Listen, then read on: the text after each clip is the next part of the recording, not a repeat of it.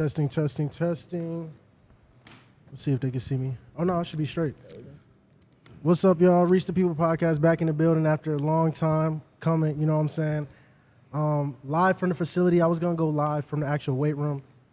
We had some unforeseen technical difficulties, but it doesn't really matter because it's going to be an ongoing thing. Bro, CU, we can really film anywhere. You know what I'm saying? We give tours of the facility all the time. It's amazing. So today, I chose the locker room for a special guest, Jaylen Ellis, former wide receiver for the CU Buffaloes, former Baylor Bear. How you feeling, bro? I'm good, man. I'm blessed. Happy to be alive. Happy to be here. Happy to be in positions with people like you, Prime, and the support staff that he's been around. And I couldn't ask for anything better. So let's talk about current. You know, you're not playing football here anymore. What are some of the things you've been up to or looking forward to or working towards since you stopped playing? Since I've stopped playing, I've just been happy to enjoy my time, just like as a normal non-college athlete. Like, I wasn't a student. I was already graduated. I was happy to travel a little bit, did some things on the side, and just get into really who I am. So that was fun. And in the meantime, I'm not being an athlete here anymore, but I plan on staying with the team, living here now, and working with the team in any way, shape, or form I can. So what have you been doing currently? Because you have been around in practice, helping out. What role are you partaking right now, or undertaking right now? Just right now, was doing some stuff with the special teams. Just still, like I said, trying to get my foot in the door anywhere. I really don't care. 23, I just want to be here. Ultimately, this is the crowd. This is the type of people that I feel closest with. So I really don't care where I'm at as far as what these early years are going to be. But as of right now, like I said, I've been helping Trevor and doing some special team stuff. Yeah. So as a former player, is it safe to assume that you never thought you would be coaching? Was your goal always to go league or bust, league or bust, or did you have a backup plan to where you said, you know what, when and if football ends, this is the route I want to take? Or was it something you just said, you know what, I've been around football a long time, I think it'll be fun to do the coaching thing? I knew I got my degree purposely in kinesiology. I wanted to go right into training, coaching, along that sort, but I really didn't know. Everybody's main goal in this professional sport is go league. That's everybody's goal. So I'm just no different than anybody else, but it didn't pan out. And due to injuries, like 2 knee surgeries, tearing both labrums, just shoulder surgery, it takes a toll on you. So doing that and realizing that after my sophomore year, my mind shifted of how can I be a person outside of pads and a uniform. Person outside of pads, bro. That's a perfect title right there. No, that's really you know what I'm saying? You in your bag right now. Yeah, you feel me? That's the go yard.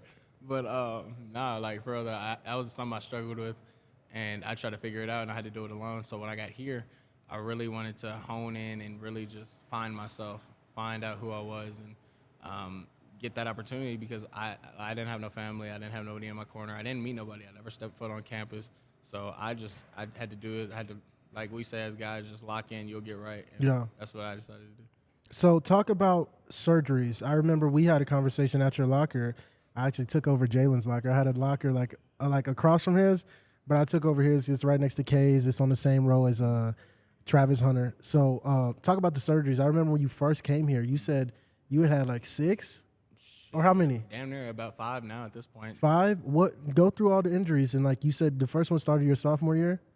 First one started my senior year of high school in the All-American So senior year of high school, where? All-American game in San Antonio, Texas. San Antonio. So you went to high school in San Antonio? No, I went to high school in Austin, but the high school in Austin. All-American game. Okay. And I go out there January 5th. And just hold it a little bit closer. January 5th. Sounds amazing. 2019, and I tore my ACL. So going into college, I was already hurt. Then, again, I tore my meniscus in that same knee. Then junior year, I tear my labrum, have to have surgery, and I come here, tear my ACL. But it's just been a long track of just bam, bam, bam. And it was just outside of that, surgery sucks for anybody. You go into a dark place, but that really kind of uplifted me at the same time because I had a motivator in my corner for a little bit. And my head was off, but it was just it's you versus you at this point. Yeah. So that's kind of how I handled surgery for the most part. I was just about to say the you versus you mentality with these surgeries. You're saying it put you in a dark place several times. Mm-hmm. How were you able to overcome that? Because when I met you, you didn't come across as a down and out or washed up player. Mm-hmm. You were very much engaged with your teammates, as at least the ones that I saw you interacting with. You didn't seem as though you were defeated by the things that have happened in the past. You always were like having a good attitude. So what did you do in private? You know, what did you do that nobody saw that was able to keep that fire within you? Hurt. That was probably like the main thing that I really did. Like everybody sees the happy side of me, but it's like just like anybody else. Like I'm gonna hurt just like anybody else. Yeah. I came here alone, as I said, and it was cool, but it was just a lot going on at the time. Like I had broken up with a girl, just a lot of emotion going on. It was just like I didn't know how to deal with it. But once I really sat back and I thought about it, I talked to a specific friend. They just got my headspace in the right thing. They said that it's only you. Like as much as you're out there, like it's you. You're all you got. You got another opportunity here with Prime, and that was probably one of the biggest things I realized. Like how many people, how many OGs were above me, my father, friends, uncles, that wish they could be in my shoes. Yeah. Like even 4 surgeries later, I still get a chance to play for Prime. Like why would you not? So it's like that kind of gives you like an uplifting motivation. Like oh shoot, like this is something like I can give myself a shot. Like why not? So you bet on yourself basically. You know, despite all the things that had happened, you didn't see that as the end for you. I mean, 6 surgeries, so what? Like you said, you had an opportunity to play for Coach after 4, so you might as well do it. Yeah. Like, I knew this was my last almost hoorah pretty much. Like I said, my body was breaking down. I wanted to retire after my junior year. After I graduated, I wanted to stop playing football, but I gave myself another opportunity. I entered that portal, and blessings just came my way. So all through it, like, I knew I was going to have an opportunity because I wanted it. I wanted it for myself. My parents didn't want it. Nobody wanted it. They told me I could settle if I wanted to, but I wanted to give myself that opportunity and that chance just because this is probably going to be my last hoorah. Yeah.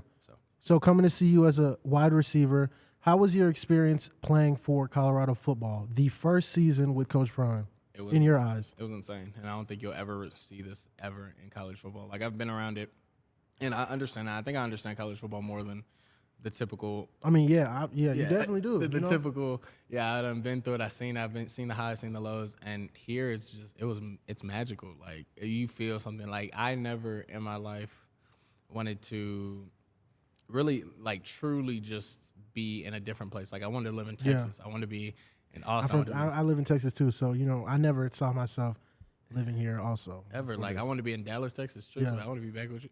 Like, all that seems cool, but it's just like, I came here for what? It's only February. I got here in August, 6 months, maybe. And I fell in love. Like, it's the cast I have, the mountains, the atmosphere, the fans. The fans are insane. So, like, shout out the fans because, like, anywhere you go, you feel like a superhero almost. Yeah. Like, I love being able to go. I love going back to Texas and we talked about this, like wearing Colorado's designer almost. Yeah, like, Bucky said it best, bro. Colorado is the new designer, bro. You wear that, it's more recognizable than you wearing a Louis outfit because it's just relevant right now. Like the Louis, it's cool. It got the brand recognition, but when you had that Prime stuff on, especially like the blenders, when he was giving it to the team only, no one else had it. Yeah. You know what I'm saying? All the hoodies, all the gear, and I mean, you're a real player, so you're number 7. Yeah. You're Jaylen Ellis of Colorado Buffaloes. Like people know who you are. They watch you play. They're invested in all aspects of the team, bro. And it kind of is really surprising, I would say. It's surprising because of what this school used to be. Like I remember it was August something 2018. I got my official offer from Colorado. Okay.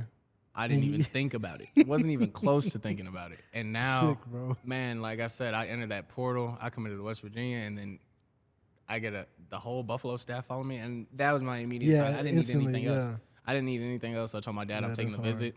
And I said I'm probably going to go here because, like, this is a group of people where it's like I feel like me, like at my last school, I felt like a standout or like an outcast because of. Please talk about that. Not to interrupt you, but we literally just talked about this the other day. A lot of guys here, coach will tell you coaches said it multiple times that he's all about being you. He had some guy tell him the other day, like, hey, my old school used to get mad when I would celebrate after a sack. And he said, bro, I don't care if you Dougie after you get a sack. Like, turn up. That's so real. Like, you were talking about even with your individual style at these other schools, you kind of felt like a standout. But here you feel, no one's really making you – no one's like ostracizing you because of your individuality. They're just accepting it for what it is. And that's what's crazy because like I came in the same way I left, so to say. Like I came in quiet. I left quiet, but my whole goal is to like be close with people, be a brother to my teammates. Like I'm an older guy, I'm 22, I was 23. Like either or, like I just want to be a helping hand. So I didn't have no school, I didn't have any responsibilities, but to help others play football. So that was my main goal. And coming in here and not being judged for what I wear, oh, it's not too flashy, or it's not too like he's trying. This is a normal day. Everybody knows this as Jaylen Ellis. Like, that's what he does. Yeah, like as much as Darius is gonna wear whatever he wears, it's expected. It's nothing new. Like I don't think he's trying. I don't think he's trying to be anybody else. It's who he is. So it's like being in places where you see guys like even Prime could answer for it. Shoot, he's been speculated for everything he's done in baseball. He cut his sleeves off and started a whole trend. So like people aren't going to like you in some places, but people are going to love you in others. And I felt so welcome and loved here specifically because I felt like I was in my crowd. Yeah. So I like that. I like that aspect of you coming here and feeling like, you know, I don't got to do too much. Even if I am quiet, I still feel comfortable. I don't feel, you know, like an outsider, even if I'm not just cool with every single person on the team. I do want to ask you a question. Playing on the team, I would say, do you feel as though the season went how you wanted it to? Obviously, it ended with you getting hurt, but how did you keep? I feel like a lot of times, basically what I'm trying to say to make it plain, a lot of times when people don't play or don't play as much as they want or the season doesn't go as much as they want, oh, it goes bad. It goes bad quick. You're not even going to see bro. Bro's not going to be smiling anymore. Bro's not going to talk to you. He's not going to dap you up because he's in his head. He's mad at the coaches. He's mad at at his teammates. How did you avoid that, bro? Is that just from experience? Because I never saw you change your mentality.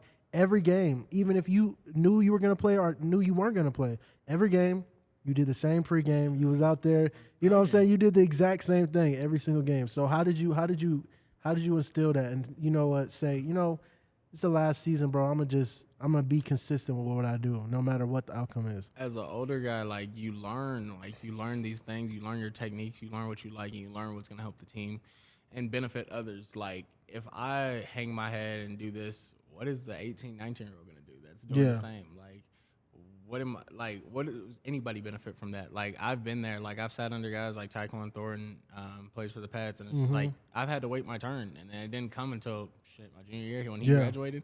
So it's just like sometimes it sucks. You get used to it, but you also gotta benefit the team. Like you have to help other people like grow. Like like I said, if I hang my head, and it's funny you saw that because you noticed my same pregame because a lot of other guys did. And I didn't know that because I didn't know other people paid attention. Yeah, like I felt like I was a guy in the shadow sometimes. Even this is I'm talking about every single game. Go to like the first games and then go to my last vlog of Washington State. He was still doing his same pregame, pregame routine on the field, turned up, taking pictures. You know what I'm saying? Getting your vibe.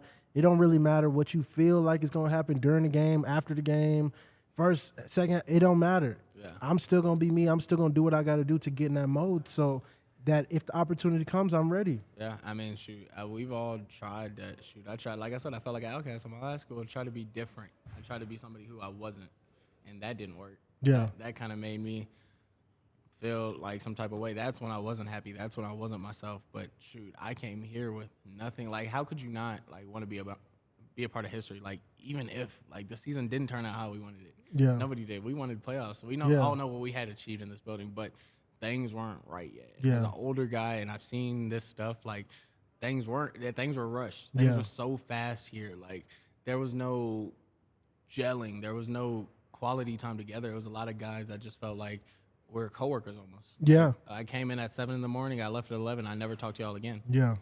But it's just like we need the cohesiveness to be that. But those first 4 weeks of the season were the most magical weeks I've ever seen. Yeah, talk about the first game, bro. Oh my God. TCU was just touching down, going to the hotel. It was lit. It was crazy. People in the lobby.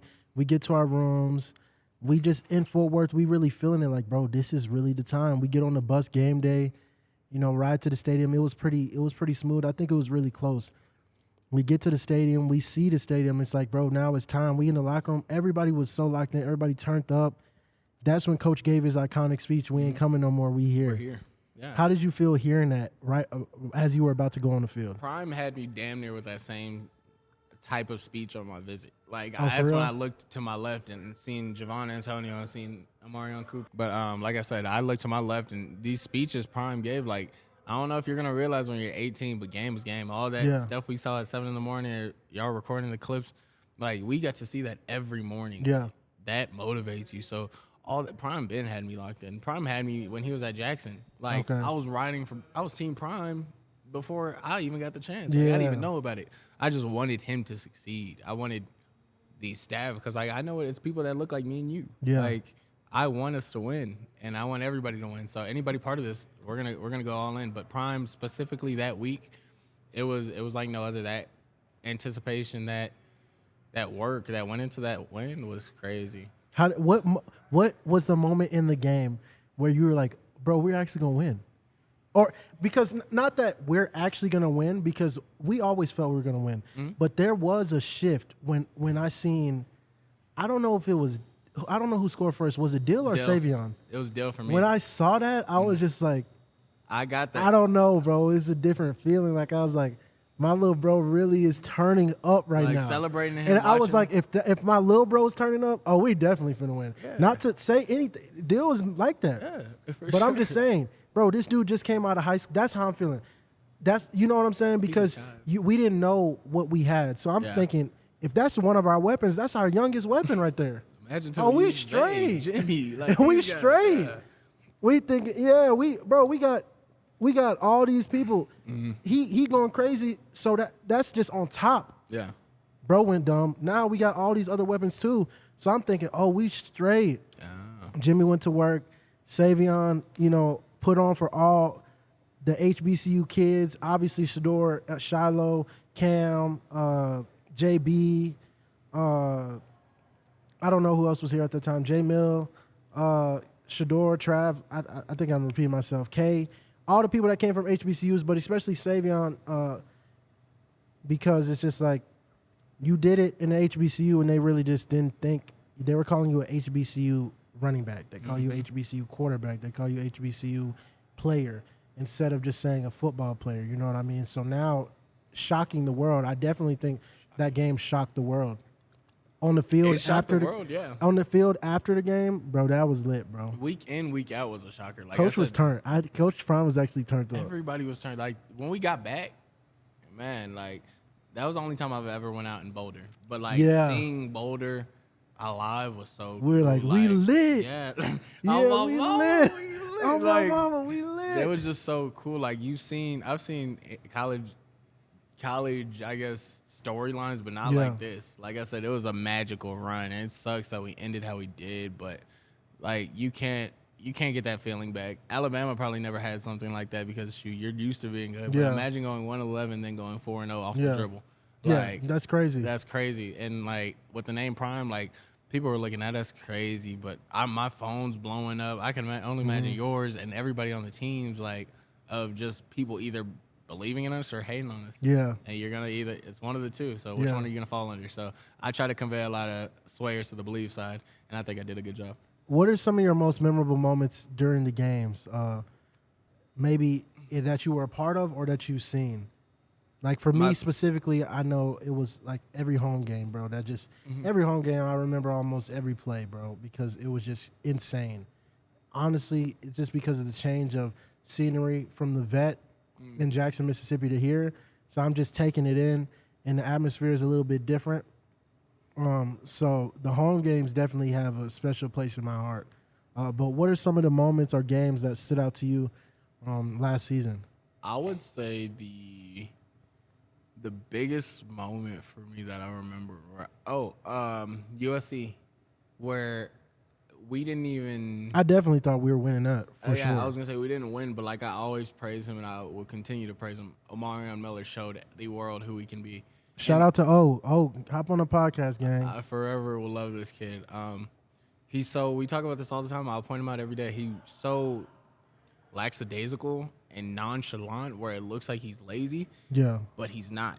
This kid is that one-handed catch. Yeah. I've seen him do that 3 times. So the one-handed catch that he's talking about is from, I think it's like 2 videos that we watched of one-on-ones when actually Jaylen was going crazy too. But had 3 one-handed catches. back to back, and then he's doing that also in the game. So it's like we're talking about seeing him do something every single day, and we're just happy that he got to show y'all what he's able to do because he's already shown us. This is not new to us, and like people will see he's a freshman. Oh, he's young. You can he's like that. He's like that. Like he's one of them ones, and there's a lot of guys that I will forever praise. But that moment right there showed me that the future's only brighter. Yeah, like because I told people I was like, yeah, this is Prime's first year. I was like, shit might not. Oh, sorry. No, you're straight. I was like, it might not go exactly how the world wants or how we want, but I was like, give it a year, give it 2, let recruiting truly take off, let him get some time, let him get an off season, and things are gonna shake. And shoot, in a year or 2, when number 14 can declare his last year, they're gonna be some dogs. That's gonna be a championship squad. I hope so. I will call it. So, O had that breakout game. Mm-hmm. Outside of that, though, similar to you, the home games, like just walking out, seeing those like stuff like that, like early. Seeing the fans, like even like the controversial stuff, like was that Colorado State where they were on the buff and they were talking crazy, like stuff like that. You know what I'm saying? Just being a part of that is like this is real history. Everything we did just went Nebraska viral. Everything. Yeah, anything. Nebraska, especially Nebraska. Nebraska was the one talking That's when crazy. It came alive. And they really lost. Yeah. Really. That's how that's supposed to go. Huh? In our head, we thought, bro, ain't no way we're losing this game. Colorado State dead. In Nebraska, especially, that was like our right. That was like to prove that we point. wanted to prove a point. That one we wanted. That's it's personal, right? That was that was his personal. Take the helmet off. It's personal. I was watching that one. Yeah. But no, everything like that's one thing that stands out. Everything we can do goes viral. Yeah. Anything, and that's so crazy to me because coming from a school with no media presence, no Baylor doesn't have media presence. We do, but because I just don't know exactly. You know the programs that do. I guess you know you're the right. programs that don't. That's what I'm saying. I guess you're right. from Texas. You're an hour away. Yeah, you're right. Like, come on sick. now. So you come to a school where it's like, okay, and I don't pay attention, but every little thing detailed. Like when I factored and came here, like yes, I wanted to play. Yeah. But I wanted to make the most of my opportunity. I wanted to maximize my media. I wanted to maximize my opportunities. So I looked at everything. Yeah. I didn't need to look at school as much. I need to maximize on life, and I want to go the right direction. So a school that presents media like this, like luckily, like I found my dog. Yeah. When I found my dog, I do social media. I do TikTok. Talk about that story. That went viral. Just by being Colorado receiver, got it posted on ESPN. Got it posted on. So tell the people what happened. You found a stray dog. Yeah. So I went up to Flagstaff Mountain and I found a dog and a cat together. Long story short, I saved them both, took them to Humane Society, and adopted the dog. But once that happened, like I said, I do social media, I do TikTok, and I posted that, and it went crazy just because I have Colorado attached to me. Like ESPN, Bleacher Report, Yahoo Sports Center. It was crazy. Like, that would have never happened anywhere else. Yeah. But me being here, it mattered.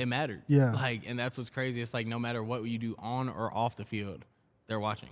So that could be a negative and a positive. Yeah, very scary. Yeah. Because no matter what light you're in, there can always be a shade put up regardless. Like, it's night and day. So it's cool, but when you're out the mix and you're as focused as 90% of this staff and anybody in here is, you're fine. Like that light's not new to anybody. Yeah. You can handle that. Yeah. I can handle that. Shador can handle that. Prime can. It's not a thing for That's us. what comes with it. You know what I'm saying? You can't want. But also, it's a twofold thing because, like, just because you're affiliated with this, your comments may look a little different now. Dog. The way people treat you may look a little different now. It may be like, you know what I'm saying, you one of them Colorado people. Like, me and Shador had a situation that I'll speak on now. All the linemen, we went to try to get into a basketball game, and one of the security ladies wouldn't let us in. And she was saying, she cited that I saw on the TV that you guys get special privileges. That's what she said verbatim. And I have the clips so that I can post it, but I don't want to put her out there. But verbatim, she said, I saw on the TV that you guys get special privileges.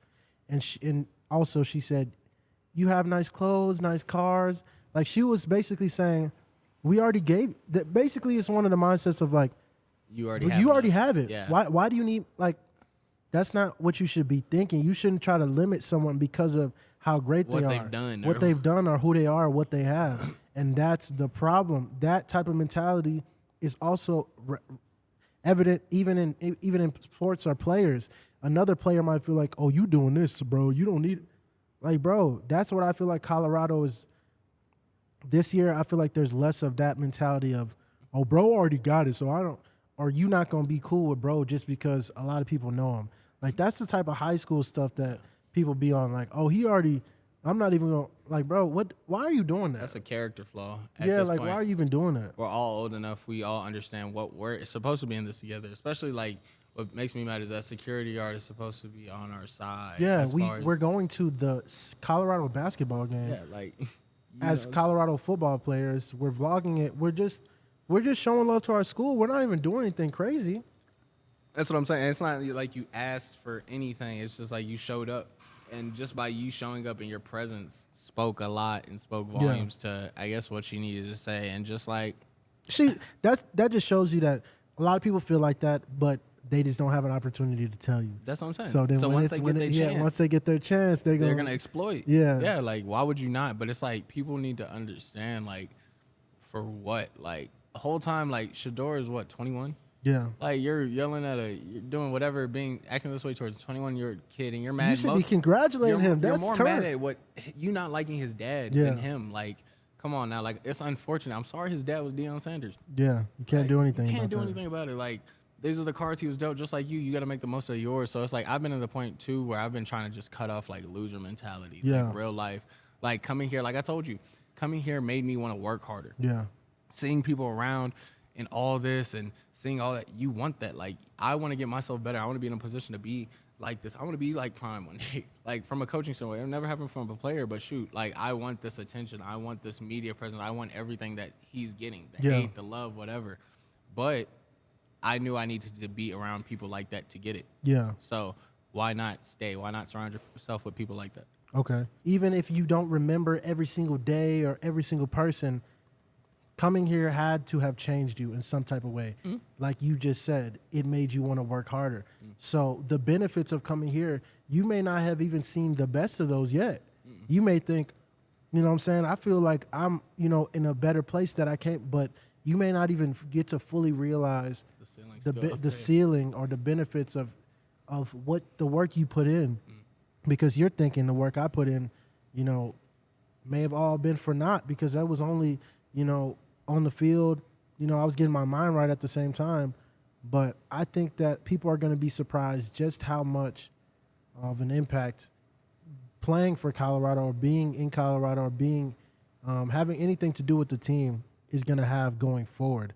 I know for me, it's made me want to work harder too because we start every day with a morning message. Mm-hmm. I'm recording the messages, but I'm actually hearing it because I got to listen to it over and over and over, and I'm putting words on the screen to tell people what he's saying so people can read it. But that's affirming to me. When he's talking about you got to want it, you said that earlier. Yeah.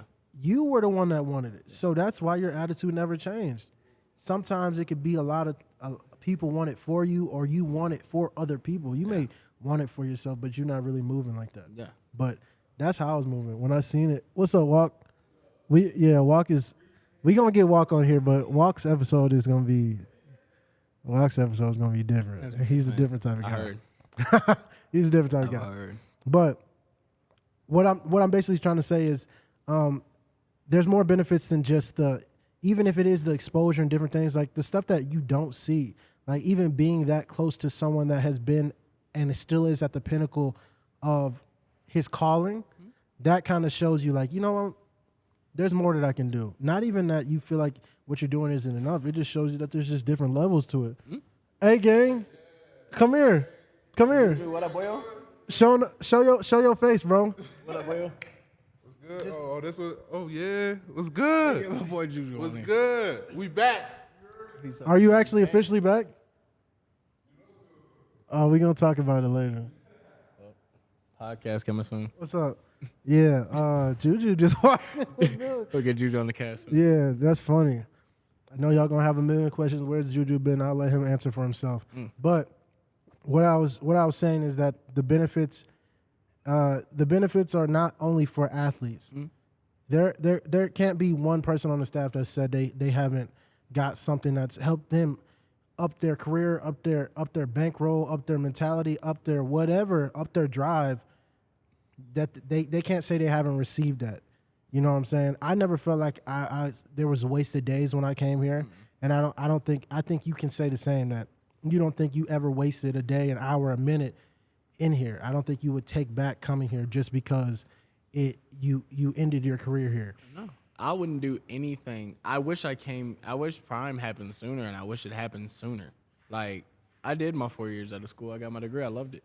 But, like, coming here, like I said, I was here with the team for probably a total of 3 months, August, September, 4 months, before it really ended. And it's like I would do every practice again if I could. I would do every workout that I got the chance, because it was so fast. It was like a blink of an eye. You don't appreciate those conversations. Like I told you, during season, I didn't meet anybody. I didn't go on campus. I didn't talk to the team. I was just pretty much by myself. Like, I was still hanging out during time, but, like, on my off time, no. So, like, I wish I could go back and have more interaction. I wish I could go back and talk to O a little more, or talk to Zay a little more, Jimmy a little more, just about, just life regardless. Like, I wish I got those chances, but everything here, I've appreciated every video. Everything was documented. Everything. Every single day. Yeah, like, the training room, the fourth floor, whoever it is, like, they were all good people. So I just loved every interaction and every person I met, and that was really, like, a big blessing for me.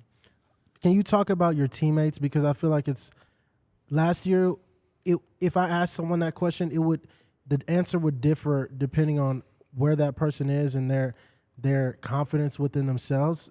What I'm speaking to, and I'm gonna just be plain in a second, is a lot of times it's hard for people to give others props. I remember, and I don't mean to just put bro out there, but it's in a positive way. I remember TCU. I was on the sideline, and I remember I heard Arden Walker say, "Bro, I'm so glad we have Travis. I have Travis Hunter on this team," because before the game, people are only knowing about you, hearing about you. Obviously, they see you in practice, but when you see people really shine in the game, it kind of stands out differently to you. What are some of the players you played with besides O that had the hype, that were able to back it up and you saw it day in and day out? So when I committed, like I said, I was committed to West Virginia, and I made one call, and it's one of his close buddies down in from Houston, Kyron Jones. Okay. So this was my quarterback at Baylor. Yeah. He was a backup, and I always knew he was the one. He was one of them ones, but he was just young. He was behind some guys, and he just had to get out. So I call him, and I'm like, "Hey, that's your boy. What do you know?" Like, and he tells me, "Just commit, bro. Yeah. Nothing else. Just commit." And I don't listen to anything else. I trust this kid. He's 3 years younger than me. Yeah. And I said, all right, I commit. Like, without thinking about it, I come on my visit, commit the same day, and it was cool. Like, it was magical. So Shador was one of them ones where it was like, I always thought he was good. I'm like, duh, like he's training elite. Like, there's no expectation for him not to be great. Yeah. So I'm like, I really want to see it, like, in person. Mm-hmm. Dog, when I say he's the most accurate quarterback I've ever been around, like, he could drop it in a bucket. And that's one thing I love about Shador, is just the accuracy. And people don't realize, like, it's not arm strength sometimes. It's not, like, you don't got to be Pat Mahomes, but being smart as Shador is and being able to put that ball at 43 yards on the post, exactly on that hash, like, people don't realize that's elite. Yeah. And outside of him, like I said, Zay's gone, but I'll speak on the guys that are here. Jimmy's one of them ones. Shout out J5. Yeah, like, I'm not gonna go too in depth because I really only like to gas, like, the elite ones. Like I said, O's elite, Shador's elite, Travis is crazy, but we all know that, so I won't even speak on Travis. We all know Travis crazy. But Shiloh is gonna surprise a lot of people. Like, realistically, like, I watched everything he did, and y'all don't understand that. I watched every rep, every move he's ever made. I watched, and I remember one day, and it was one of my first days out here. He said, "I've never been beat deep. I've never been blurred." And I told him to his face, I said, "I'm going to." And did you blur him? Yeah. Oh, you did? The first day of one-on-ones. Oh, you did? Yeah, I ran 2 fades. One, he got a flag holding me. Prime got it on him. Next one, I scored. I was just like, I knew I had to, but I watched him so much because I was like, I want to do this. Because he's good. He's good. Like, I love watching him come down in the box. I love how he hits. He's our modern day Sean Taylor. Like, I love contact. I don't like taking him, but I love what my teammates can do. I was about to say, buddy. Yeah, I love that he's my size. He's going down to hit a tight end that big and make him fumble like that. So those are some guys where I really feel like they're those guys. Oh, and Box. Yeah. Chidozie. Yeah. Like, I've heard nothing but Chidozie? yeah. Yeah. I have some friends in the age. I heard nothing but good things. We both saw him squat the other day. I don't Yeah. know how much that was, but that was insane. So I hope the ceiling's real high for him, and I think he can do great things. Speaking of Chidozie, new guys, what has been your, how do you feel being around the new guys? I don't really know how to put it. Does it feel the same? This year at this time and last year at this time, to you, does it feel the same? Does it feel different? Does it look the same? Does it look different? And if so, what is it? What's the it? It What looks do we more have mature. Now? Looks more mature. It looks more mature. Like players are actually less worried about themselves and kind of understanding what's at goal, what's at stake, and what's looked for now. Like what Prime's recruiting you for now. We're going for a playoff run. So it's like. What's up, Shane? Are you finna leave? Yeah, you can hop on right now. Okay. Let me get another mic for Shane real quick. Chidozie, new guys on the team. Jaylen was saying he feels like it's more mature. You work out with a lot of these new guys. How do you feel the energy has been with new players coming in, especially players that are more closer to your age? And just remember, hold it closer to. Oh, my bad. Definitely more mature. I would agree with that point, and I think more focused on like what the goal is for the team and themselves. I mean, I think obviously when you come in, when we certain amount of years left, like you already know what you need to do in that time. But I think that's the biggest difference is just how focused we are. I think it's a part of already last season with the guys returning and this season kind of already knowing what happened that first season, having that focus in their minds, and obviously with the coaching staff reinforcing it even more. Okay. As a leader on the team, what are some of the things that you know now from last season? I can't let this happen because there's been a lot of conversations that you were a part of too. Let's say, I remember specifically like Washington State, where Coach Dancy had to, kind of put everybody on call and say, hey, bro, like, it's a lot of people not stepping up. Like, it's just a lot of gut checks that happen behind closed doors that nobody knew about. And having that in mind and saying, bro, this is the stuff that lost us games. What are some of the things that you now see that you're making sure this either happens or doesn't happen every day? Because as Jaylen was saying, he feels like it's more focused now. Like, people know. Like, all right, bro, it can't just be about you. We know you mad, but what you're doing, though, that is what lost us this game, though. Like, now we really know, like, bro, we cannot allow that. Has there been anything that you specifically come into the facility like, I need to make sure we hit this mark, or I need to make sure we're doing this, or this may be acceptable, but if we really want to win, we actually can't do that, bro? I would say the biggest thing for me is really like reinforcing the standard and what we want to do here. Yeah. I think, obviously like all the attention and stuff is good, but I think at times like it can get carried away. And I think that what happened to us last year a little bit, some people focus on that maybe a little too much, or we're just focused on more of their individual goals too much and not so much as a team. So I think my biggest focus this year is reinforcing the goals as a team and just the standard of what we want this thing to look like. Because at the end of the day, like, this is my last year. It's a lot of people's last year, but, I mean, we leave those other guys behind. So it's got to be us that reinforces it and set the standard. So when it comes time for them to lead and take those positions, they'll look like, oh, dang, Shane didn't do this, Shane didn't do that, so now we have to do it. It's more so we set it in place so they can keep building it, keep improving it for their team and the team after that and after that. Yeah. So being here last year, Jaylen, do you actually feel like we had a standard? No. Even though we said that? No. And why? Because nobody followed it. No, there was no structure base where it was like somebody had to follow that standard. It wasn't implemented. It wasn't like, shoot, me and Shane, I guess older guys didn't do enough to try to get that through people's heads, or even coaches enough. So it's like, I understood that there is a standard. At my last school, we lived by a standard. And we did it from time to time. We did it. Sometimes we did it not at all.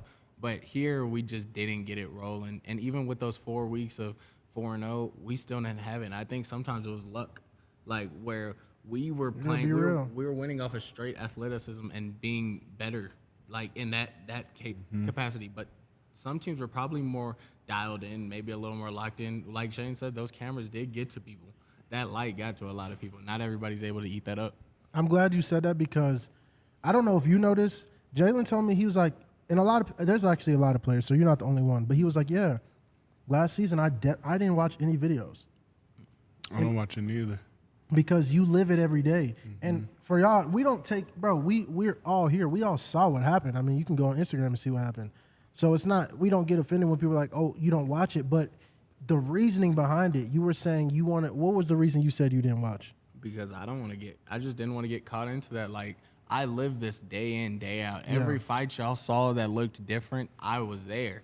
Every penalty, every call, every flag, whatever y'all want to say that y'all got to watch and be documented, we lived. Like, that was our moments. Like, that's what I came here for. We all's enjoyment or entertainment, that's what I got to live day in, day out. So it's like there was no need, and I don't need to get caught into that aspect when the whole world is already on that. Like, we already have enough going on, and we already have enough on our plate. That's not one of the things that I don't mind. Shane, why did you choose to, take a step back and really just be in the moment? I think some of the same points that Jaylen said. Like, I mean, I'm here every day living it out, so there's no real need of me even going to watch it. And then also, I think, like, I don't think it takes a focus away, but it's just like, it's no real need of me going back and watching something like, oh, dang, yeah, this happened today. Okay, yeah, this happened today. It's more so just like taking it in that experience and living through the moment. And I mean, especially with this being my last year and my last 2 years being here, I think this is just important to live it out through that way and just take it all in as I do it instead of just going back and rewatching it. So do you feel like cameras are a distraction, period, or is it cameras are a distraction to some? Like, what's your outlook on it? Because there probably is some people on the team, like I know for a fact, bro, there was a lot of people on the team that, like, they would come in the locker room, they would see us, like, recording, they'd be like, bro, they always record. But they actually didn't rock with it. Like, y'all, let's say y'all choose to, not watch it, but y'all are not fazed by it, though. Mm-hmm. So what's your opinion of the type of coverage that we do? And our style is, like, I'm in the stretch lines with y'all. Like, so it's a little bit different. It's not just, like, a camera in the sky filming practice and that's film. Like, they have guys with cameras literally in their faces. Mm-hmm. But for you, it didn't affect you. For you, it didn't affect you. But you've seen it affect others in a negative way. Why do you feel like that is? I think it's a sliding scale. Like you said, some people don't mess with it at all. Like get the camera in my face, like I'm not trying to be on there. Mm-hmm. Other people that I think they get too sucked into it, where they're always trying to look for it, or trying to find a camera, and that becomes their main focus of being seen on YouTube, Instagram, whatever, being seen by the world, and actually like focusing on football, focusing on their craft, focusing on what we need to do that day as a team. And then I think it's in the middle where it'd be like me and Jaylen. I mean, it's there and you enjoy it, but you don't let it take up your time, take up your thought process of what you want to do and your goals for that day and for the year in total. So I think it just depends on the person. I think that's where we got tripped up maybe a little bit too much during the season, where people were too focused on it, or when they saw it, they saw it too much as a negative thing and let it get to them. Yeah. I don't know. As someone that's contributing to that, I never really thought it was a negative, though. So that's why I always like when people tell me, like, I always get into this person's head, because I didn't have that when I played basketball. I didn't have that when I played sports. So I can't even speak to what type of impact that might have of you knowing, oh, these one-on-ones is going to be on YouTube today. I got hemmed up online. Like, you know what I'm saying? You know what happened yesterday at practice? That's on YouTube. And people are talking about that. Yeah. The whole thing? Not the whole thing. Oh, yeah. But the clip that's on YouTube right now is my bro Khalil punching the wall. And you know what I'm saying, on the ground and stuff. And Bucky put in the video, he's like, I'm not going to tell y'all what happened. Y'all got to just watch it to find out. Or you can DM them and ask them what happened and why he was mad. I think we do try to, like, not show everything.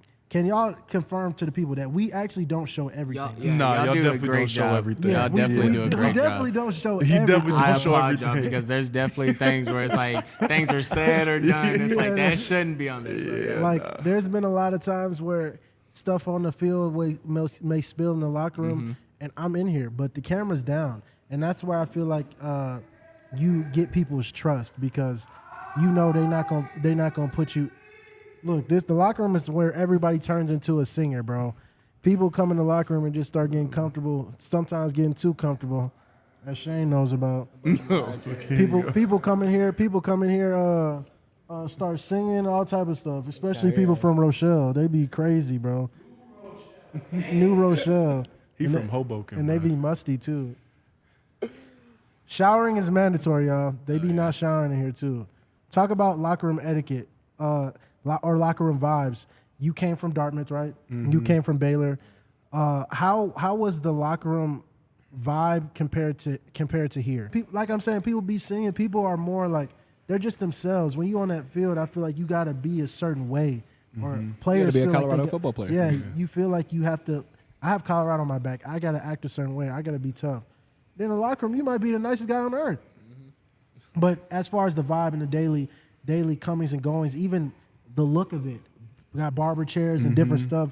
Even right now, we doing a podcast in the locker room. Like, how has it been different, especially during the games, bro? This is like a whole green room. Bro, this is a whole green room, a section for every celebrity on earth. So how the locker room though, talk about the differences you see. Yeah, I think it's, especially like when you say like in this part of it specifically, like it's very different from Dartmouth, because Dartmouth was just basically like a regular locker room, so to say.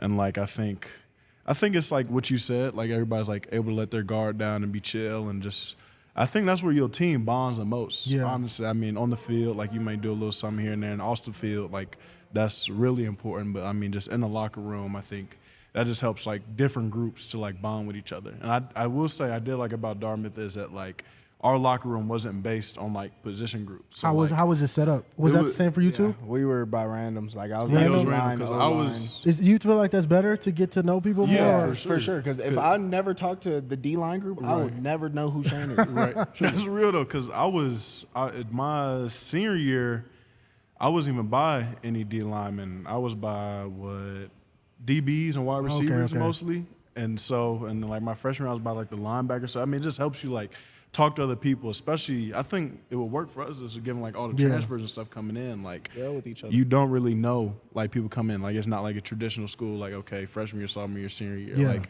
everybody's coming in like that year. So I think it just helps like build that bond even more and just like meet other people that you wouldn't really talk to. Yeah, for sure. What about you, Jaylen? The locker room here was cool, but for me it was a lot different. Like I said, coming in year 5, like I mean, your locker was like by arguably one of the best players in college football. Like that was live. I ain't and, gonna lie. you know what I'm saying? Like, I don't know. Like for you and for guys that are in it, that doesn't matter. It doesn't matter who your locker's by. No. But you got to think for the outside.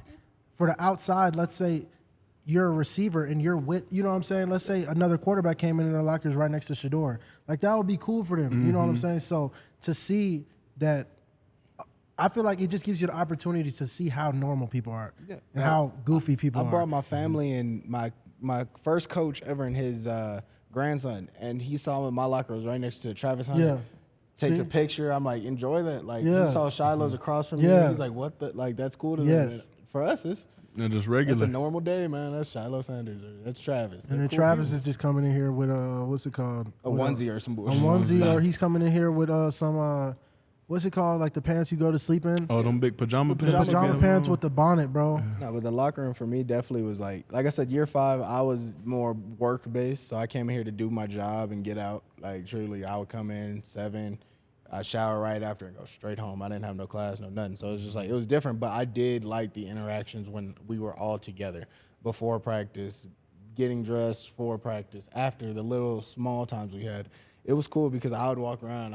I got no reason to talk to Arden. He's a linebacker, D-line. Like, I got no reason to talk to Amari. Like, but we would walk around, we'd chop it up. Like, I'm talking to Dylan, Hank, and it was cool. So I really like that aspect. This team, I think, really did gel without having to understand each other. Okay, I want to talk about some of the negatives though that come behind football. You know, a lot of people. Football is like an alpha male sport. Everybody feels like they're the best at what they do. They have something to prove. I'm a man. You can't talk to me this type of way. How do you balance? How do you balance checking your teammates because you want the best for them, and not step over the line of disrespect?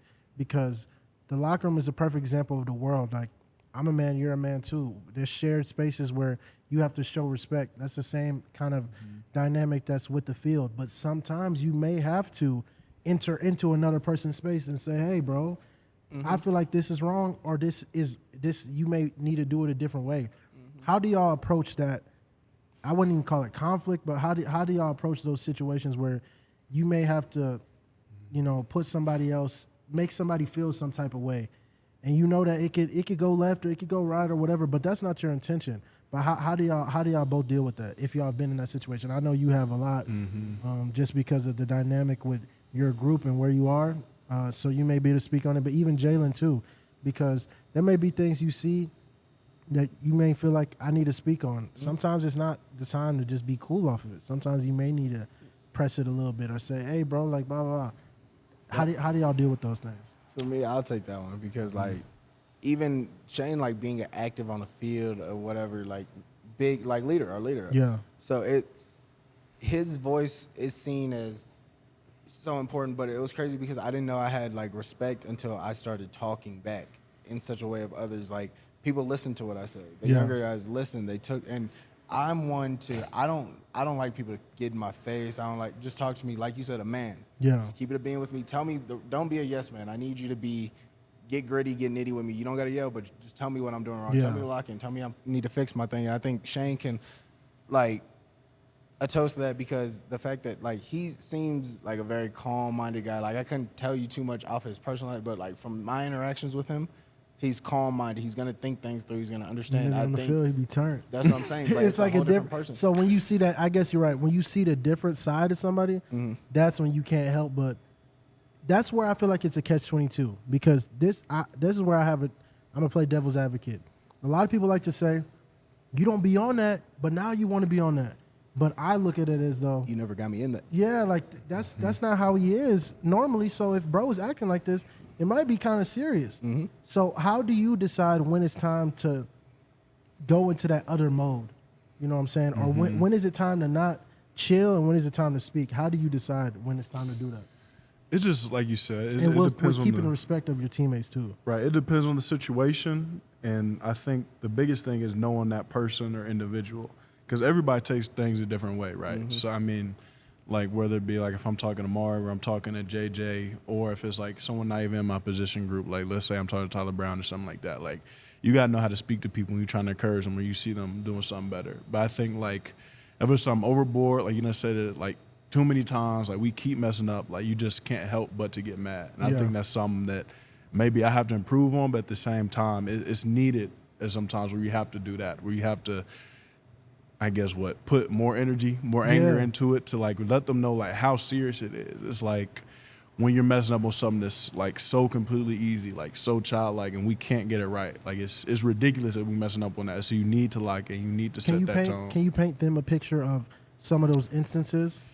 Let me think. So they can understand, put themselves in that situation.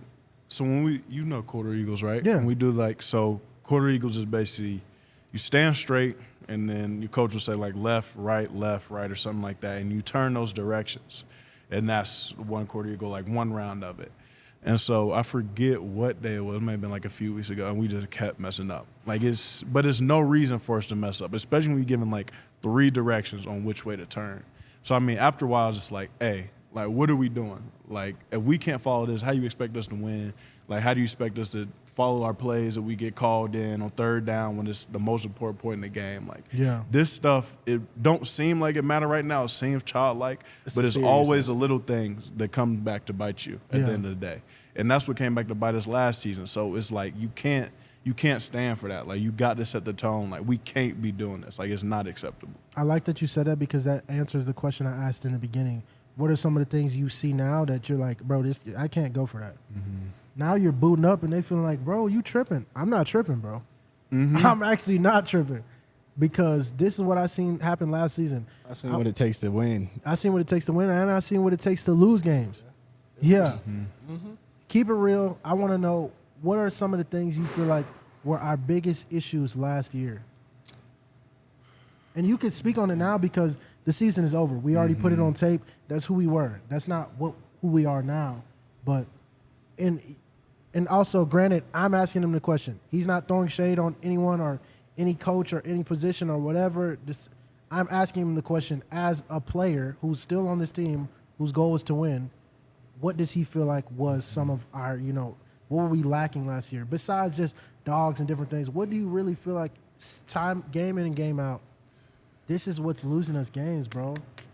I think the biggest things that I saw well, first, like, obviously not doing the little things right. I think that always came back to bite us. I mean, you can see that in just like how many penalties we got each game, which was ridiculous.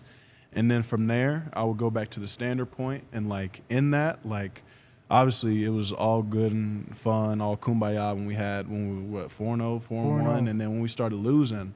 Like, I mean, you saw that, like, people started blaming each other. Like, things started to change, like, for real. Finger point. People started pointing the fingers to, like, oh, bro, he allowed to do this, I can't do this. And people like, I'm going to just do what I need to do to get up out of here. And, like, when that starts to happen, the season is going to go downhill because no one's on the same page. Everyone's trying to do their own thing. People are fighting with each other, arguing. And then I think from that stem, like, I'm not about to follow this play. I'm going to do what I want because I think I can get this sack, I can get this tackle. Or if it's on offense, like, I need to do this in order to get here, get the looks, get the film I need to get. And I think just from that standpoint, like, when you lose, I think that really shows you, like, what team you have. I think when you see, like, everyone start to fall apart, everyone start to fall down, I mean, that's the nature of your team because everyone's going to be be happy when you win it. I mean, that's just the nature of everybody winning. The Rock coming in here, you got Offset in here. The Rock, Offset. Key Glock giving concerts. Key Glock in there. Master P. All the student section is sparking up weed. Right. That was the craziest thing about college. Hot boxing Wayne in here. That halftime. Bro, but I was like, what's going on? Yeah, so I think, like, obviously it's all good and fun when you win, but when you lose, that's when you find out who you are. That's when you find out what your team is capable of. If they're going to lay down, if they're going to keep fighting, I think those are important moments in the season to me. Make or break, pretty much. Like that. And also teach you a lot. Perfect question for you, Jaylen. Piggybacking off what he said, and then Shane, you can answer. What has been your toughest loss to date in your football career? In my life? Unless we could, or life and football. I mean, in football, but any age, or just college specifically. I I can tell you my worst, man. I was one game off of state in high school, but no. In college though, losing to Jaylen Hurts. Man, we were up 28-3 at Baylor my freshman year, and he came back all the way. I ain't never seen a stadium get so quiet. Well, you have a Stanford game. Man, actually, that one did hurt too. No. No, but that was different. You definitely heard. I forgot all about that. I forgot about it too, honestly. All about that But game. that was, We all forgot about that but game. it wasn't number 6 versus 7 though. We Okay, was both, I feel it. But nah, hey Kyrie, you good, cut? Kyrie, we're going to get you straight. And then also, Shane, we're going to do an individual one too, so I can get more in depth with people. But, you know what I'm saying? I'm just going to get more in tune with doing it. And if anybody pulls up, if it's 4 people or 3 people, just hop on that bit. But what do you think has been your most tragic loss so far? Bro, after you said that Stanford, probably the Stanford game. But we're gonna go. That will be the next question. We're gonna go play by play of like, just tell me quarter 1, 2, like all the games. Like, okay, you're thinking, okay, cool. But I think what's going on? And that same as what I was originally thinking was my senior year at Dartmouth. Before last year, we played Sacred Heart. Or was it Sacred Heart? It was Sacred Heart, the second game of the season. And I guess for some context, definitely that preseason we won the Ivy League, and then senior year, like, we were picked to go however long. Obviously, senior year didn't go as we planned. We didn't end up winning it last year. But I think just going into that game, like, we knew it were going to be Sacred Heart. Like, we knew it was going to be one of them games. And it was. Like, we were up, 21-7, I think, in the first quarter. Like, our running back had, 100 yards. Oh, my gosh. Like, it was crazy. So we was like, I guess it's about to be a game. Like, we just about to do this. We about to put the third string in, and then touchdown. Wow. Touchdown. They just started to come back. And I was just like, bro, like, what is happening? Like, how are we up this much and we letting them come back? And then it ended up, Heard that before. Overtime, I think we lost. I think it was 36, 35, something like that. And just like, bro, like, it didn't make any sense. Because that's probably the first time I'd ever lost like that, like being up and having the team come back on you. And it was just ridiculous. Like, it didn't make any sense to me. Just like how we could lose in that fashion. I guess the same as that thing happened in Stanford game. Tell me, both of y'all tell me from, I guess we could start from what is the moment in that game? I guess we just have to go to halftime. We're doing straight. Halftime starts. I mean, second half. What is the moment where you felt like things were going in a direction that we didn't want? Probably that second touchdown? Yeah. Old boy had, because the first one was when Duke slipped, wasn't Yeah. it? And I was like, oh, okay. And Duke slipped. He caught the ball. Okay, we'll come back from that. And then the second one was like, okay. Like, all right. Like, what's going on? And then he had 3 that game, didn't he? Yeah. Jesus Yeah, Christ. he was Yeah. stupid. Oh, yeah, because that one off. Jesus. That catch was insane. Yeah, that we all know catch- which one. Like, Yeah, bro, yeah. what? Like, how We gotta does talk that about it. happen? Nah, like, Yeah, it's Yeah. just like, how does that happen? I don't know. And then I think it's just one of those things you just let the game get out of hand. And I think it's just that just momentum swing. And then obviously credit to them also. Like, I mean, they came out that second half obviously ready to play. That was great. And I mean, they did their thing. So, no hate to them, and they came out. But it's just like watching the game like unfold. It's just like it don't feel real like when you playing when you see all that happening, because it's like we were just beating them. Like, it was just so easy. Like, we had 2, maybe 3 sacks going to Yeah. halftime, I think. It's just like Hooping. what's going on? Like, what's happening? So it's really hard to explain. Like, obviously you say like we lost focus, we lost like whatever, but I think like that's easy to say watching from the outside, because when you're in it, you just like, I'm playing, like we Yeah. seen us losing, like we going as hard as we can, but it's just like it just doesn't seem real at the same time. Do losses like that ever make y'all question, like, yourself as a player? Because I heard from undisclosed players that are really good on this team, really good nationwide, that they started feeling like, hey, bro, we suck. That's the first time I heard players say out loud, we suck. Not like I'm a trash player, but right now we're not a good team. A game like that defeats you, man. Like, it's demoralizing almost, because look how you brought it up. You're like, there's Stanford, and then me and Shane just reacted like, oh, damn. Like, it almost didn't happen. Yeah. It was that bad. Like, I forgot about it almost. And that was a big game. Like, we were up, what, like 28-3 or something? Yeah. Yeah, I think it was like 28-0 at It was halftime. definitely a big game. Yeah, like, that's demoralizing. 30-0, There's no way you bro. should blow a 25-point lead. Like, yeah, like, those questions of, do we suck, are really going to come. Yeah. Like, shoot, you're not good. Like, we didn't do good. Yeah, Like, that's definitely not good. For any team to lose a type of lead like that, that's not good. that hurts, man. I think that was like a record, they said. No, That's not I think good. it was a CU record. What about you, Shane? Do losses like that do they weigh heavy on your mental at all? Or do you just charge it as that's just what comes with it? I think it's a little bit of both, right? I think like in the moment, like it's always gonna weigh heavy on Yeah. you. I think it does. I mean, just losing, especially in that fashion. But I think at the same time, like I've been on teams like we go undefeated, 9-1. Like, I got 2 Ivy League championships, and I've been on teams in high school. We went 2-8. Okay. So I think it's just like having that like experience, like losing, like having losses, having wins. It's just like, okay, we lost, but like now what do we need to do to get better? Like, I think it's just always having that quick mindset of being even keel on wins and losses. Like, you can't get too, my dad always told me, you can't get too high off of a win, you can't get too low off a loss. So it's just understanding like, dang, like that did happen. Like, we did lose that game. I did have a bad game. I did have a great game. Like, I had an okay game, but it's where do you see like you need to get better at from that last game, from that last day, and how can you improve from that standpoint? What do both of y'all think that game taught you as a football player, as a man, as whatever? For me personally, I think it just helped me understand that I need to be better myself as an individual, both like leadership wise and as a player. I think just like come from that standpoint, like I don't know. Like, you always think back, like hindsight's obviously 2020. Like, maybe Yeah. if I said something like when they scored the first touchdown, maybe it would have been locked in, maybe at the second. I think you always think that, but I think the bigger thing is like, what can I do during that week to set the focus? Like, Yeah. what can I do to improve our focus going into that game? And then, like, as an individual player, just like being better prepared and understanding my opponent, I think is obviously from every game, but I think especially that game, just like how you just let it get away from you, especially just like how you were dominant, like in that first half, like what changed in that first half to the second half where I need to be better at, where I need to have better focus. And I think just like looking at this year, like, I mean, what we got North Dakota State, First game, and they're a known FCS team that caused us upset. So like when anyone always tells me like, oh, that's gonna be easy win, that's gonna be Trap no. game. So you're not Like, even thinking like you don't even think like that's that. what don't take Right. any opponent for Yeah, granted. it's 1-0 every week. You treat them like you playing Alabama, like you playing Georgia. because like, that's what they were treating us Right. like. Anybody can be beat. Trust me. I'm about to say, especially in college football, like it is parity, as we've seen that. Yeah. Like this, Every never dog has a have day. disrespect for any team you play in. Like, treat them like they the hardest team in your schedule For every real. week. What about you, Jaylen? From like that standpoint, like losses like that, like I liked to. So like I said, I was big into like I knew I wanted to coach. Like I knew I wanted to read interactions. I knew body language was a big thing. So I'm going over, walking up and down the sidelines.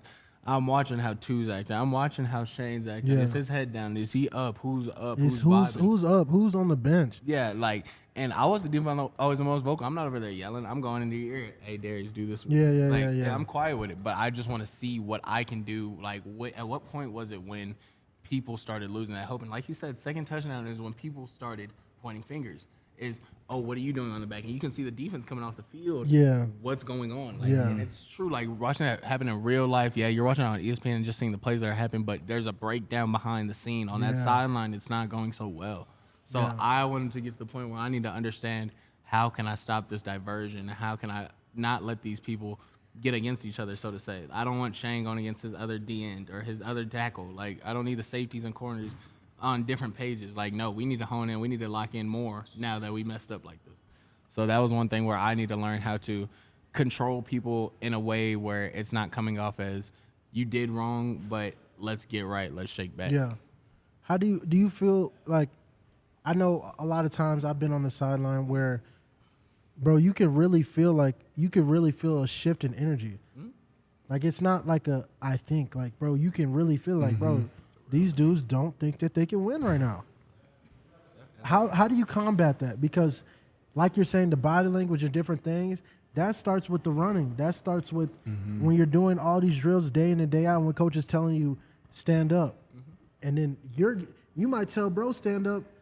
He might cuss you out. Oh, that happens all the time. And that's the same dude that is going to need that you're gonna need. That you're gonna need. Yeah. You might try to tell bro, come on, and he's still not going to want to hear it. Yeah. So how do you combat those? Like, what safeguards do you put in place so that we won't ever feel like hopeless again? You feel me? Like, what do teams need to do, or what do you feel like we can do? I think it's like what all our coaches say and what every coach says, like, when it starts now. Like, it starts in the offseason. Like, it starts during the workouts. When we doing team run, when we do rock solid, like, that's when it starts. And like you said, when someone on the ground, drinking water, having their knee on the ground, like, you tell them get up, they still there, like, get up. Yeah. Like, get up. Then you pick them up because you can't accept it. It's like one of those things you can't accept. Yeah. Like, you have to be hard on them because when that moment comes to the game, like, you're going to be tired in the game. You're going to lay down too. When the next man in front of you, like, what you going to do? So it's just like those times where you have to be like so specific and like so intentional, or like making sure like everybody's on the right page, like on the same page, has the same focus in mind. Because when those times come, like, that's like, it's gonna be ups and downs in the game. Like my D-line coach Adamo was telling me, like, they practice too. Like they practice for you. Like, they know what you're gonna run also. Like, they got a game plan for you. So they gonna have a touchdown. They gonna have a big play. Like, it's gonna happen. Like, no team can perfectly defend against another. So I think like when those big plays happen, it's like okay, they won. Like, what we gonna do to counteract that? Like, what we gonna do to get back at them? So it's starting that focus here and just having to understand it throughout the season with that. Jay, you agree, or what you feel? I would agree with them wholeheartedly, but it's like in the impact for me. Sorry. Ooh. No, that's crazy. Yeah.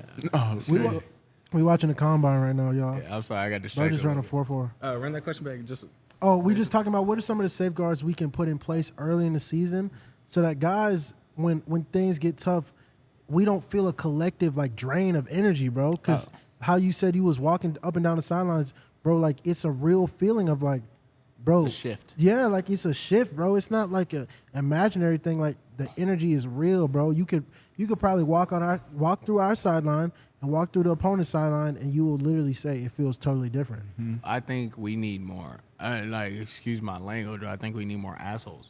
Like, Ooh, it sucks, what you but mean? like there needs to be more rule enforcement. Like, there's like in my last school, we were always coach led, but we wanted to lean to team led or player led. Yeah, because that meant we finally got it. yeah, But we went through 2 years of coach led, and everybody hated it. Yeah. But then you realize it went to work when you're winning a Sugar Bowl and you're winning a Big 12. Yeah. Like, you're like, oh, shoot. Like, we didn't have any mess-ups in fourth quarter drills. We didn't – quarter equals, nobody messed up today. Like, that speaks volumes. Yeah. Like, you understand those little things. And, oh, shoot, the next season when we went to player-led, like, all that works. So when – just for example, say Shador had another year. When he comes back the next year – it's like, oh shoot, we already know what time it is. It's go time. So now you put these assholes as maybe use them as strength coaches. Make them be the hard noses. Yeah. Players ain't got no choice but to listen. Yeah. And you don't want to roll, you don't want to run, you don't want to lift. That's what comes with it. I'm sorry, but it's like it takes what it takes. And that's all there is to it. Do you feel like there's a culture in football right now that people don't want to accept what it takes to win, and they want to make whatever effort they're in, they want to push that on you like, no, this is enough. Because I think there's it's like a line, right? There's like guys that say it takes what it takes, and then there's a whole other part that is like, no, whatever effort I give, that's good enough.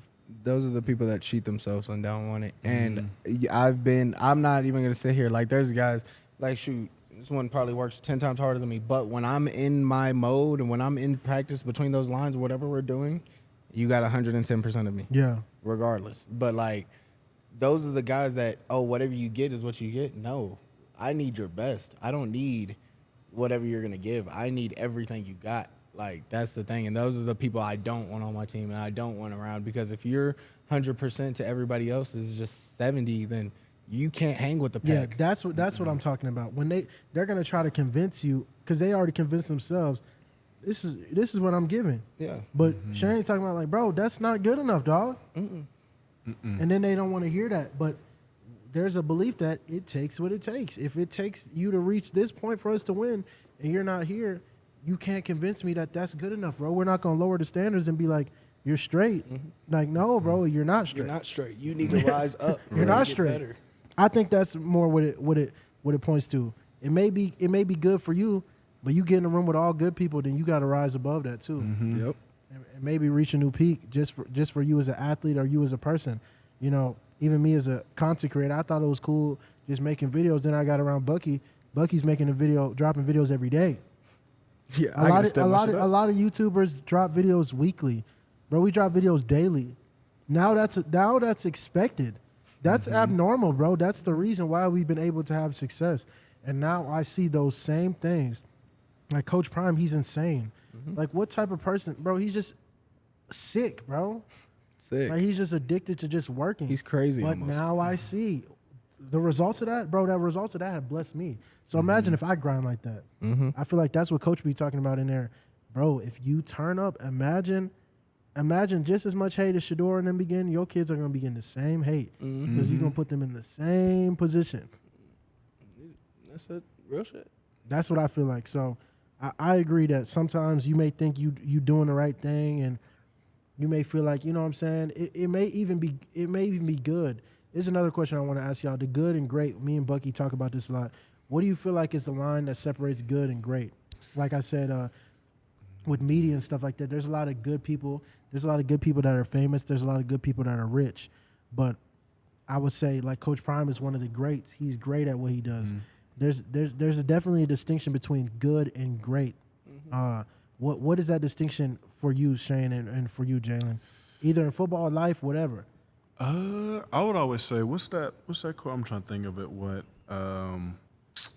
work beat talent when talent doesn't work hard? Yeah. Is that how it goes? I think that's the biggest distinction. I think especially in football, like, you always are gonna have someone that's bigger, stronger, faster than you, and you may be that person. But I think, like, at the end of the day, whether it be this level, you might get away with it, but, like, at the NFL, like, it don't work no more because everyone's at that level. So it's whoever works the hardest at their craft, like, whoever puts that much attention and detail into what they have to do to be that great person, to be that great player, to be that great businessman, whatever it may be. And that's where the work comes in to help separate people. Yeah. Like you said, there's good people who are rich, there's good people who are famous, but it's the ones who, like, really focus on their craft and have that attention to detail that's almost obsessive that makes them great at what they do. Like, I would say somebody that everybody knows, like Wayne.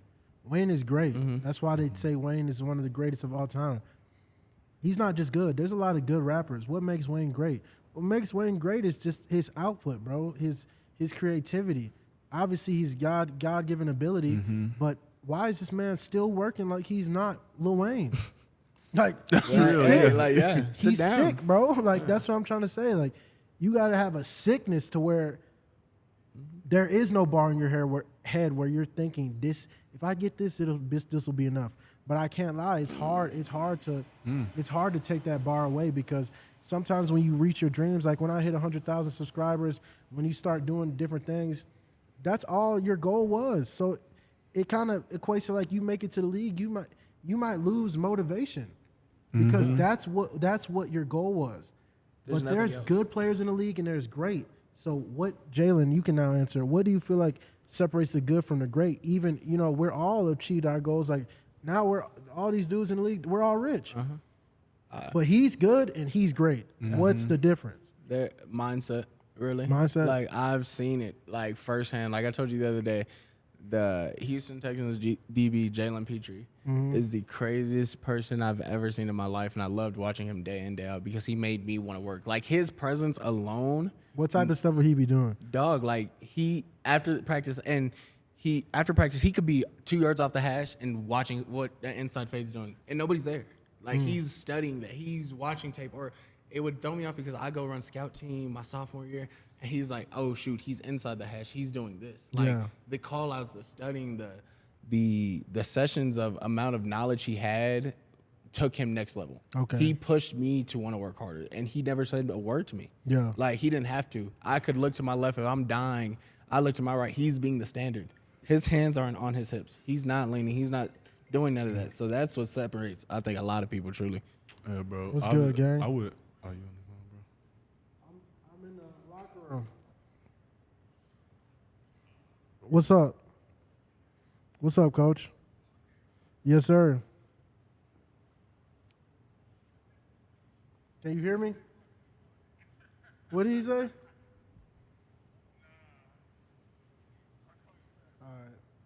To wrap this up, y'all. Reach the People podcast. What y'all can expect from me is just being more present. Open hours. I definitely want to be like in the actual gym, or in the actual weight room. I'll just have to figure out like where. We had a lot of technical difficulties, but this was Jaylen's episode. We really got into where he's been from, where he's came from, and where he is now, and where he's going. Shane, thank you for hopping on, and Shane will have his own episode too, so we can talk about high school, college before here, CU, and then your plans after here, things like that. So if any CU players is watching this, bro, don't be scared, bro. Before this ends, I just want to publicly announce Darius is one of the greatest people I've met on this campus. He's a big blessing to me and other people that are around me, and I really do appreciate you and what you do for us and everybody here. Yeah, appreciate you, bro. Appreciate you letting me sit next to your locker the whole season last year. I'm glad you're going to take it, brother. Yeah, I got Jaylen's locker, y'all. Now I'll give it to him, and I'll take the locker across since he's going to be here now. Let's do it. But I'm going to keep the camera stuff in here. So, yeah. Reach the People podcast. I know it's a different vibe of what I did before, having the whole studio, having the setup, and interviewing artists. But these are the guys I'm around, and I want to give them an opportunity to dispel stuff, speak on stuff, whatever. It needs to be used as a platform. You sit on Twitter and Instagram all day. You hear people, you get in comments, people talking about Shane Coates this, Shane Coates that. Shane, hop on the pod and clear it. Like it doesn't always have to be negative, but I like that us, bro, we gonna speak on our own situation before someone speaks on us. So yeah. Thanks for tuning in, y'all. Catch y'all later, bro. We out. All right, y'all.